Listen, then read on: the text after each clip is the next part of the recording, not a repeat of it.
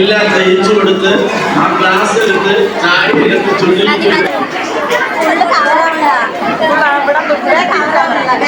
സ്കൂളിലെ എച്ച്എമ്മായ രേഖ ടീച്ചറെ വേദിയിലേക്ക് വരേണ്ടത്.